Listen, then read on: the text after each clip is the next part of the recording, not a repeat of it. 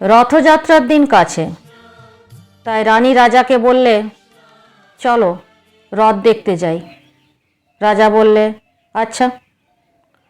ঘোড়াশাল থেকে ঘোড়া বেরোলো, হাতিশাল থেকে হাতি, ময়ূরপঙ্খী যায় সারে সারে, আর বল্লম হাতে সারে সারে সিপাই শাস্ত্রী দাস দাসী দলে দলে পিছে পিছে চলল।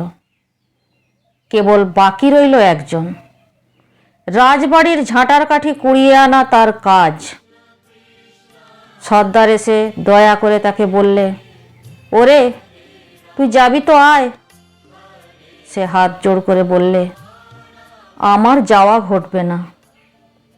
রাজার কানে কথা উঠল, সবাই সঙ্গে যায়, কেবল সেই দুঃখীটা যায় না।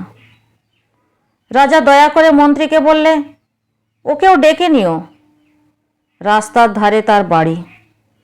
হাতি যখন সেখানে পৌঁছলো, মন্ত্রী তাকে ডেকে বললে, ওরে দুঃখী, ঠাকুর দেখবি চল।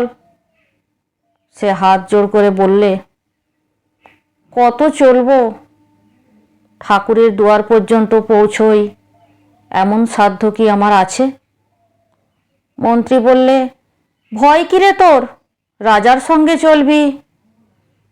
সে বললে, সর্বনাশ, রাজার পথ কি আমার পথ? মন্ত্রী বললে, তবে তোর উপায়? তোর ভাগ্যে কি রথযাত্রা দেখা ঘটবে না? সে বললে, ঘটবে বই কি, ঠাকুর তো রথে করেই আমার দুয়ারে আসেন। মন্ত্রী হেসে উঠল, বললে, তোর দুয়ারে রথের চিহ্ন কই? দুঃখী বললে, তার রথের চিহ্ন পড়ে না। মন্ত্রী বললে, কেন বলতো? দুঃখী বললে, তিনি যে আসেন পুষ্পক রথে। মন্ত্রী বললে, কই রে সেই রথ? দুঃখী দেখিয়ে দিলে, তার দুয়ারের দুই পাশে দুটি সূর্যমুখী ফুটে আছে।